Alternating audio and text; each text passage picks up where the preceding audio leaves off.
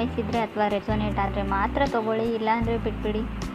ಇದು ಒಂದು general reading ಮಾತ್ರ ಆಗಿರುತ್ತೆ. ಕಾರ್ಡ್ಸ್ನ ಶಫಲ್ ಮಾಡಿದಾಗ ನನಗೆ ಫಸ್ಟ್ ಕಾರ್ಡ್ ಕಿಂಗ್ ಆಫ್ ಸಾರ್ಡ್ಸ್ ಬಂದಿದೆ. ಫಸ್ಟ್ ಕಾರ್ಡ್ ಕಿಂಗ್ ಆಫ್ ಸಾರ್ಡ್ಸ್ ಬಂದಿರೋದ್ರಿಂದ ಸೊ ಏನೋ ಪ್ಲ್ಯಾನ್ ಇದೆ, ಯಾವುದನ್ನು ಎಕ್ಸಿಕ್ಯೂಟ್ ಮಾಡಬೇಕು ನೀವು, ನಿಮ್ಮ ಪಾರ್ಟ್ನರು.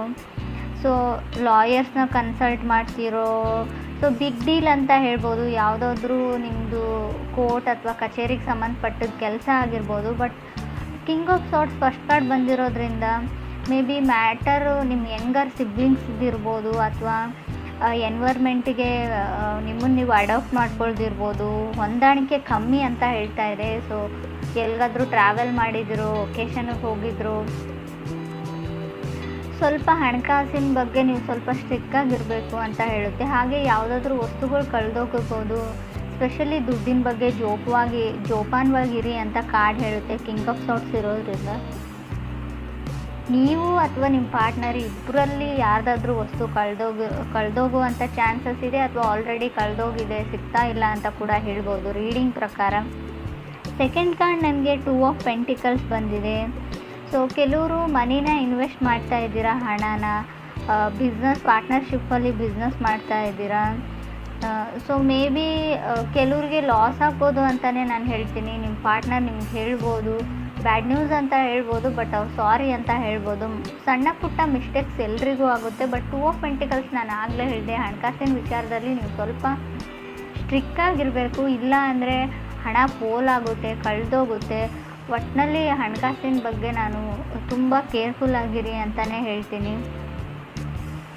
ಇದು ನೀವು ನಿಮ್ಮ ಪಾರ್ಟ್ನರ್ಗೆ ಏನಾದರೂ ಎಕ್ಸ್ಪೆನ್ಸಿವ್ ಗಿಫ್ಟ್ನ ಪರ್ಚೇಸ್ ಮಾಡಿ ಕೊಡೋದ್ರಲ್ಲಾಗಿರ್ಬೋದು, ಅಥವಾ ಅವ್ರು ಏನಾದರೂ ಅದನ್ನು ಕಳ್ಕೊಳ್ಳೋದು ಅಥವಾ ಬೀಳ್ಸೋದು, ಸಮಥಿಂಗ್ ಲಾಸ್ ಅಂತ ಹೇಳುತ್ತೆ ಕಾರ್ಡು.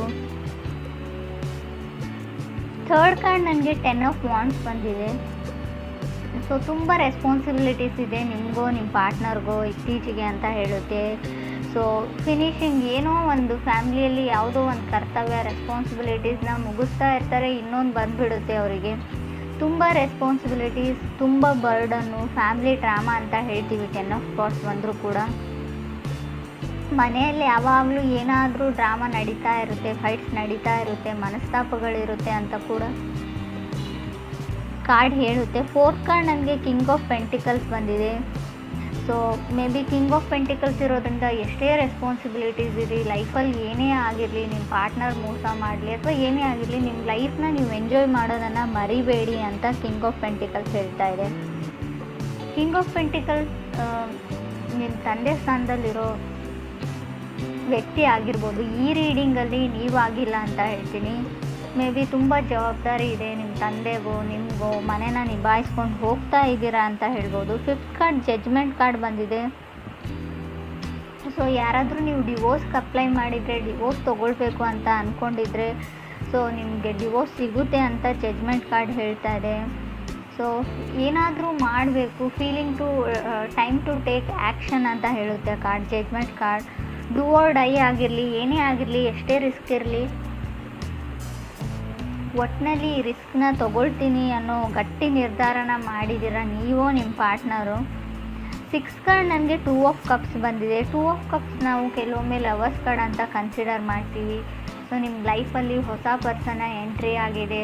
ಸೊ ತುಂಬ ಬೇಬಿ ಸ್ಟೆಪ್ಸ್ ಸ್ಟಾರ್ಟಿಂಗ್ ಇದೆ, ಫಾಲಿಂಗ್ ಇನ್ ಲವ್ ಅಂತ ಹೇಳ್ತೀವಿ.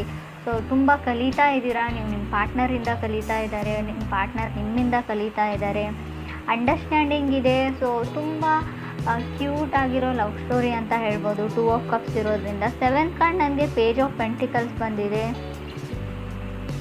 ಸೊ ಪೇಜ್ ಆಫ್ ಪೆಂಟಿಕಲ್ಸ್ ನಿಮ್ಮನ್ನು ಯಾರೋ ಕಾರ್ನರ್ ಮಾಡ್ತಾ ಇದ್ದಾರೆ. ನೀವು ಸ್ಕೂಲ್ಗೆ ಹೋಗ್ತಾ ಇದ್ದರೆ, ಕಾಲೇಜಸ್ಸಲ್ಲಿದ್ದರೆ ಅಥವಾ ಆಫೀಸಲ್ಲಿದ್ದರೂ ಕೂಡ ನಿಮ್ಮನ್ನು ಒಂಟಿಯಾಗಿ ಮಾಡೋಕ್ಕೆ ಟ್ರೈ ಮಾಡ್ತಾ ಇದ್ದಾರೆ.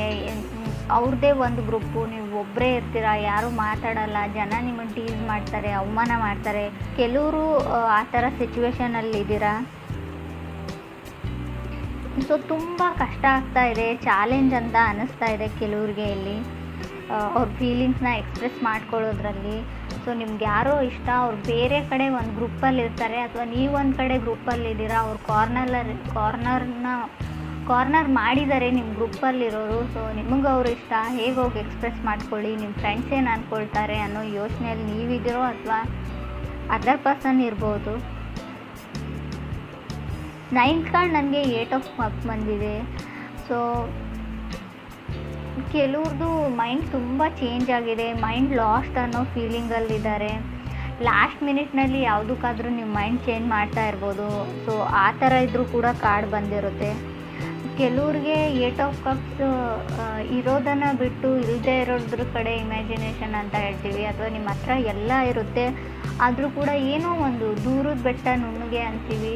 ಸೊ ನಿಮ್ಮನ್ನು ಇಷ್ಟಪಡೋರನ್ನ ಬಿಟ್ಟು ಸೊ ನೀವು ಇಷ್ಟಪಡೋರ ಹಿಂದೆ ಹೋಗ್ತಾ ಇದ್ದೀರಾ. ಬಟ್ ರಿಜೆಕ್ಷನ್ ಫೀಲ್ ಆಗ್ಬೋದು ಅಥವಾ ಇಗ್ನೋರ್ಡ್ ಫೀಲ್ ಇರ್ಬೋದು. ಈಗಾಗಲೇ ನಿಮ್ಮನ್ನು ಯಾರೋ ರಿಜೆಕ್ಟ್ ಮಾಡಿದ್ದಾರೆ ಅಥವಾ ಇಗ್ನೋರ್ ಮಾಡ್ತಾ ಇದ್ದಾರೆ, ಯಾವುದನ್ನು ಸರಿಯಾಗಿ ಹೇಳ್ತಾ ಇಲ್ಲ. ಮೇ ಬಿ ಅವ್ರು ನಿಮ್ಮನ್ನು ವೇಟಿಂಗ್ ಲಿಸ್ಟಲ್ಲಿ ಇಟ್ಟಿದ್ದಾರೆ ಅಂತ ಕೂಡ ಹೇಳ್ಬೋದು. 10th ಕಾರ್ಡ್ ನನಗೆ 2 ಆಫ್ ಕಪ್ಸ್ ಬಂದಿದೆ ಮತ್ತೆ. ಸೊ ಇದು 2 ಆಫ್ ಕಪ್ಸ್ ಡಬಲ್ ಸರ್ತಿ ಬಂದರೆ ಹೇಟ್ ಸ್ಟೋರಿ ಅಂತ ಹೇಳ್ತೀವಿ ನಾವು. ಸಿಂಗಲ್ ಟೈಮ್ ಬಂದರೆ ಮಾತ್ರ ಅಲ್ಲೊಂದು ಫ್ರೆಶ್ ಲವ್ ಸ್ಟೋರಿ ಇರುತ್ತೆ ಅಂತ ನಾನು ಹೇಳ್ತೀನಿ ಕಾರ್ಡ್ ರೀಡಿಂಗಲ್ಲಿ. ಸೊ ಜನ ನಿಮ್ಮನ್ನು ಯಾವಾಗಲೂ ಹೇಟ್ ಮಾಡ್ತಾರೆ ಅಂತ ಕೆಲವ್ರಿಗೆ ಅನ್ಸೋಕ್ಕೆ ಸ್ಟಾರ್ಟ್ ಆಗಿರ್ಬೋದು. ಸೊ ನೀವೇನೂ ಮಾಡಿರಲ್ಲ, ಏನೂ ಆರ್ಗ್ಯೂ ಮಾಡಿರಲ್ಲ, ಗೊತ್ತಿಲ್ಲ ನನ್ನ ಕಂಡ್ರೆ ಯಾರಿಗೂ ಆಗೋದಿಲ್ಲ, ಅನ್ಲೆಸ್ ನಿಮ್ಮ ಸರ್ಕಲ್ಲೇ ಹಾಗೆ ಇದೆಯೋ ಅಥವಾ ನನ್ನ ಹಣೆ ಬರಹನೇ ಇಷ್ಟೇನಾ ಅಂತ ಥಿಂಕ್ ಮಾಡ್ತಾ ಇದ್ದೀರಾ ಕೆಲವರು. ಸೊ ನಿಮ್ಮ ಸುತ್ತಮುತ್ತಲೂ ಇರೋ ಜನಗಳ ಪ್ರಾಬ್ಲಮ್ ಅಲ್ಲ. ಮೇ ಬಿ ಆಸ್ಟ್ರಾಲಜಿಕಲ್ ಚಾರ್ಟ್ ಪ್ರಕಾರ ಹೇಳೋದಾದರೆ ಯಾವಾಗಲೂ ತುಂಬ ಜನ ಅಡ್ಮೈರ್ ಮಾಡ್ತಾರೆ ಕೆಲವರು, ಬಟ್ ಕೆಲವ್ರಿಗೆ ಹೊಟ್ಟೆ ಕಿಚ್ಚು ಜಾಸ್ತಿ ಅಂತ ಹೇಳ್ಬೋದು ನಿಮ್ಮ ಮೇಲೆ. 11th ಕಾರ್ಡ್ ನನಗೆ 8 ಆಫ್ ಸಾರ್ಟ್ಸ್ ಬಂದಿದೆ. 8 ಆಫ್ ಸಾರ್ಟ್ಸ್ ಇರೋದ್ರಿಂದ ಸೊ ಗೋಯಿಂಗ್ ವಿತ್ ಕರ್ಮ ಅಂತ ಹೇಳ್ತೀವಿ ಇದಕ್ಕೆ ನಾವು. ಸೊ ಏನು ಡಿಸೈಡ್ ಆಗಿರುತ್ತೆ ಅದೇ ನಡೆಯುತ್ತೆ, ತುಂಬ ಯೋಚನೆ ಮಾಡಬೇಡಿ. ಸೊ ಏನೇ ಒಂದು ಕೆಲಸ ಇರಲಿ ಆನ್ ಟೈಮಲ್ಲಿ ಫಿನಿಷ್ ಮಾಡೋಕ್ಕೆ ಟ್ರೈ ಮಾಡಿ. ತುಂಬ ಇನ್ಫ್ಯಾಕ್ಚುಯೇಷನ್ನಲ್ಲಿ ಸೊ ಓದೋದನ್ನ ಹಾಳು ಮಾಡ್ಕೊಳ್ತಾ ಇದ್ದೀರಾ ಕೆಲವರು. ಸೊ ಏನು ಕೆಲಸದ ಕಡೆ ಗಮನ ಕೊಡೋಕ್ಕಾಗ್ತಾ ಇಲ್ಲ ಕೆಲವ್ರಿಗೆ. ಯಾರ ಮೇಲೂ ಹೆವಿ ಲವ್ ಆಗಿದೆ, ಅದು ನಿಮಗೆ ಅದರ್ ಪರ್ಸನ್ ಮೇಲೆ ಆಗಿದೆಯೋ ಅದರ್ ಪರ್ಸನ್ಗೆ ನಿಮ್ಮ ಮೇಲೆ ಆಗಿದೆಯೋ, ಯಾವಾಗಲೂ ಅವ್ರ ಬಗ್ಗೆನೇ ಯೋಚನೆ ಮಾಡ್ತೀರಾ ನೀವು.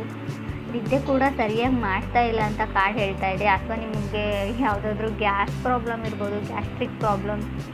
ಸೊ ಕೆಲವರು ಇತ್ತೀಚೆಗೆ ಯೋಗ ಪ್ರಾಕ್ಟೀಸ್ ಮಾಡ್ತಾ ಇದ್ದೀರಾ ಅಂತ ಕೂಡ ನನಗೆ ಅನ್ನಿಸ್ತಾ ಇದೆ. Because of 8 of cups 2 of cups ನನಗೆ 8 ಆಫ್ ಸಾರ್ಟ್ಸ್ ಇರೋದ್ರಿಂದ 8 ಮಧ್ಯೆ 2 ಬಂದರೆ ಮೇ ಬಿ ನೀವು ಯೋಗ ಪ್ರಾಕ್ಟೀಸ್ ಮಾಡ್ತಾ ಇದ್ದೀರಾ, ಜಿಮ್ ಜಾಯ್ನ್ ಆಗಿದ್ದೀರಾ, ಏನೋ ಒಟ್ಟಿನಲ್ಲಿ ಮಾಡ್ತಾ ಇದ್ದೀರಾ. ಹೆಲ್ತ್ ಇಶ್ಯೂಸ್ನ ಕೆಲವೊಂದನ್ನ ಕ್ಲಿಯರ್ ಮಾಡ್ಕೊಳ್ಳೋಕ್ಕೆ ಅಂತ ಅನಿಸುತ್ತೆ. 12th ಕಾರ್ಡ್ ನನಗೆ ಸ್ಟಾರ್ ಕಾರ್ಡ್ ಬಂದಿದೆ. 12th ಸ್ಟಾರ್ ಕಾರ್ಡ್ ಬಂದರೆ ಹೋಪ್ ಇದೆ ಅಂತ ಹೇಳ್ಬೋದು. ನೀವು ಯಾವುದಕ್ಕಾದ್ರೂ ವೇಟ್ ಮಾಡ್ತಾ ಇದ್ದರೆ ಖಂಡಿತ ಹೋಪ್ನ ಇಟ್ಕೊಳ್ಬೋದು. ಅದಾಗುತ್ತೋ ಇಲ್ವೋ ಅಂತ ಹೇಳೋದಾದರೆ ಹೋಪ್ ಹೇಳ್ತೀನಿ ನಾನು.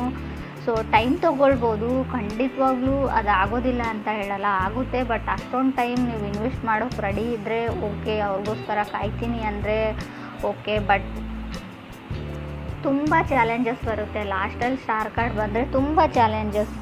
ಸೊ ನೀವು ಅಂದ್ಕೊಂಡೇ ಇರಲ್ಲ ಇಷ್ಟೊಂದು ಚಾಲೆಂಜಸ್ನ ಫೇಸ್ ಮಾಡಬೇಕಾಗುತ್ತೆ ಅಂತ. ಸೊ ಇಡೀ ಲೈಫ್ ಲಾಂಗ್ ಕೂಡ ಕೆಲವ್ರು ತಗಲ್ಬೋದು ಅಂತ ಕೂಡ ಕಾರ್ಡ್ ಹೇಳುತ್ತೆ. ಸೊ ಕೆಲವ್ರದ್ದು ಗೇನ್ಸ್ ಎಲ್ಲ ಮಲ್ಟಿಪ್ಲೈ ಆದರೂ ಕೂಡ ಹಣ ಲಾಸ್ ಆಗೋ ಚಾನ್ಸಸ್ ಇದೆ. ಸೊ ಕೆಲವರು ಫೀಲ್ ಗುಡ್ಡಲ್ಲಿ ಇದ್ದೀರಾ ಅಂತ ಹೇಳ್ಬೋದು. But king of sorts first card ಆಗಿರೋದ್ರಿಂದ ನಾನು ಆಗಲೇ ಹೇಳಿದೆ 10 ಆಫ್ ವಾಂಡ್ಸ್ ಕೂಡ ಇದೆ ನಿಮಗೆ ಕಾರ್ಡು. ಥರ್ಡಲ್ಲಿ 10 ಆಫ್ ವಾಂಡ್ಸ್, ಫಸ್ಟಲ್ಲಿ ಕಿಂಗ್ ಆಫ್ ಸಾರ್ಟ್ಸ್ ಇರೋದ್ರಿಂದ ಫೀಲ್ ಗುಡ್ ಇರ್ತೀರಾ. ಬಟ್ ಫ್ಯಾಮ್ಲಿ ಟೆಸ್ಟ್ ಅಂತ ಹೇಳ್ಬೋದು. ನೀವು ಫ್ಯಾಮ್ಲಿನ ಟೆಸ್ಟ್ ಮಾಡ್ತಿರೋ ಅಥವಾ ಯೂನಿವರ್ಸ್ ನಿಮ್ಮ ಫ್ಯಾಮ್ಲಿನ ಟೆಸ್ಟಲ್ಲಿ ಇಡುತ್ತೋ ಗೊತ್ತಿಲ್ಲ. ಸ್ವಲ್ಪ ಚಾಲೆಂಜಸ್ ಬರ್ಬೋದು, ಎಲ್ಲನೂ ನಿಭಾಯಿಸ್ಕೊಂಡು ಹೋದರೆ ಖಂಡಿತವಾಗ್ಲೂ. ಸೊ ಎನಿಮೀಸ್ ಜಾಸ್ತಿ ಆಗ್ತಾರೆ ಅಂತ ಹೇಳ್ತೀನಿ ನಾನು. ಸ್ಕೂಲ್ ರಿಲೇಟೆಡ್ ಸ್ಟೆಪ್ಪಲ್ಲಿ ಕೆಲವ್ರದ್ದು ಪ್ರಾಕ್ಟಿಕಲ್ ಎಕ್ಸಾಮ್ಸ್ ಇರ್ಬೋದು ಅಂತ ಅಂದ್ಕೊಳ್ತೀನಿ.